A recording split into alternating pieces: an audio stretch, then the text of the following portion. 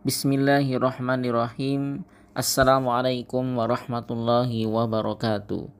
Bersyukur kepada Allah Subhanahu wa ta'ala dengan mengucap Alhamdulillahi Rabbil Alamin.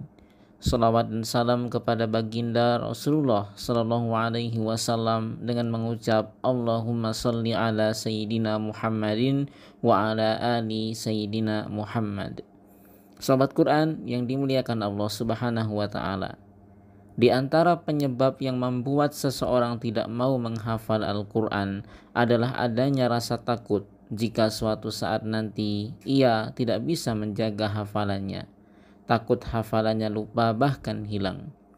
Rasa takut ini bukan hanya dapat menimpa mereka yang punya keinginan untuk menghafal Al-Quran dan belum sempat memulainya karena masih ragu, tetapi juga bisa menimpa mereka yang sedang dalam proses menghafal dan belum sempat menyelesaikan hafalannya. Bahkan bisa juga menimpa mereka yang sudah selesai menghafalnya dengan sempurna.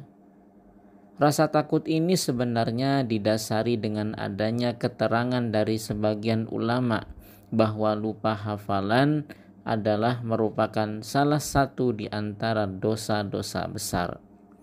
Ketika rasa takut tersebut menimpa seseorang yang sudah punya keinginan untuk menghafal Al-Quran namun ia belum sempat memulainya karena terlalu banyak hal yang dipertimbangkannya, maka biasanya rasa takut tersebut dapat menjadi penyebab timbulnya keraguan, sehingga jika rasa takut tersebut lebih mendominasi dibandingkan dengan harapannya untuk dapat hafal Al-Quran, maka tak jarang seseorang akhirnya mengurungkan niatnya untuk menghafal Al-Quran.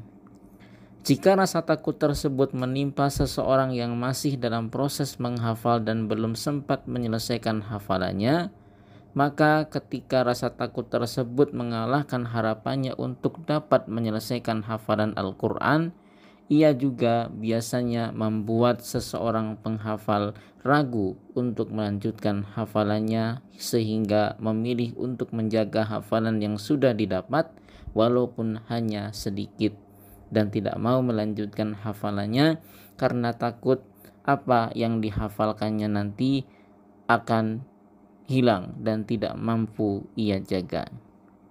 Adapun jika rasa takut tersebut menimpa seseorang yang sudah menyelesaikan hafalannya, maka biasanya rasa takut ini bukan lagi merupakan suatu hal yang negatif, bahkan ia menjadi rasa takut yang positif, di mana dengan adanya rasa takut itu, seseorang akan lebih semangat menjaga hafalan Al-Qur'annya, karena tidak ada pilihan lain yang harus ia lakukan terhadap hafalannya selain menjaga dan memelihara dengan baik.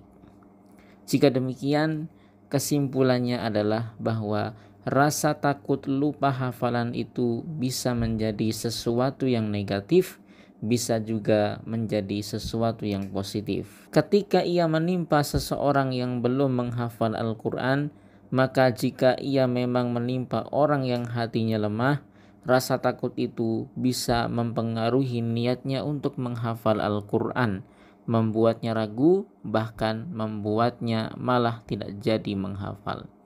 Sebaliknya, ketika ia menimpa seseorang yang sudah berhasil menghafal Al-Quran dengan sempurna, maka rasa takut itu biasanya bukan lagi menjadi sesuatu yang negatif, tetapi justru memberinya dorongan untuk senantiasa menjaga dan memelihara hafalan Al-Quran agar jangan sampai terlupakan.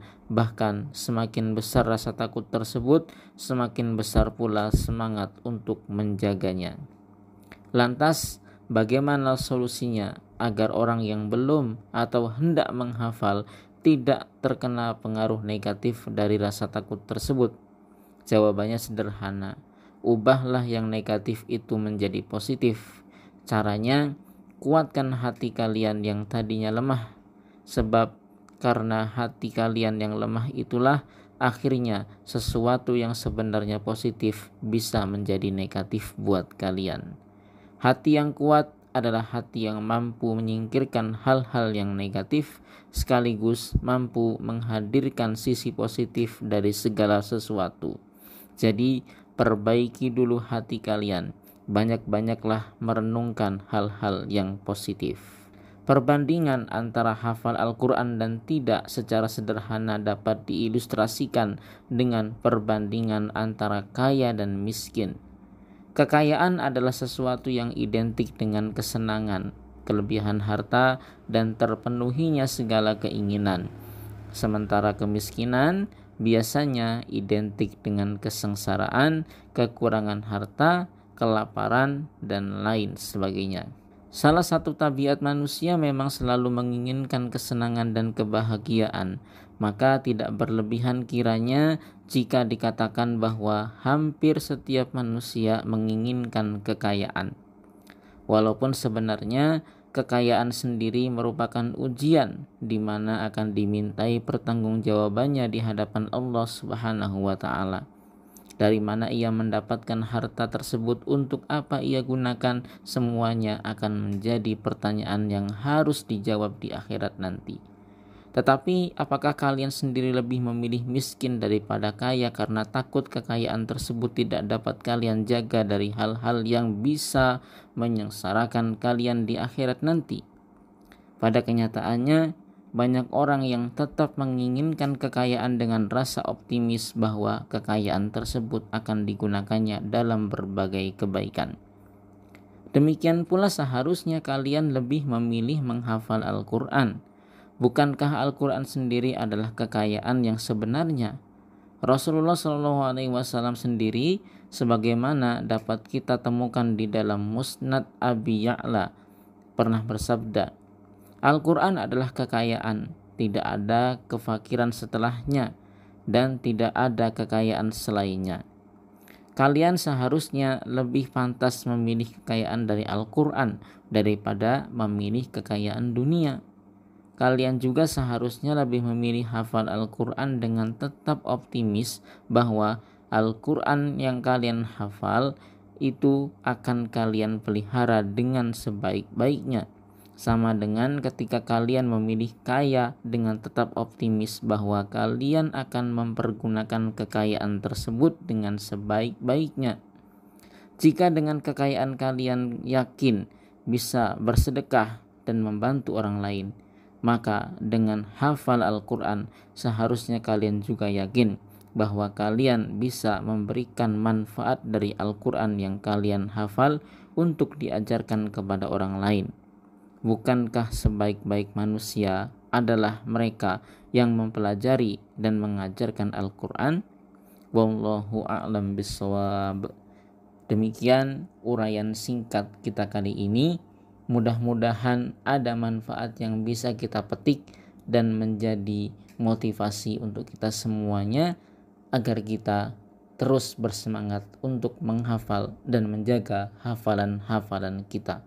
Kita akan sambung kembali di video berikutnya. Jangan lupa klik tombol like dan juga subscribe bagi yang belum. Jika kalian menyukai video ini, follow juga Instagram @sobatquran_id. Assalamualaikum warahmatullahi wabarakatuh.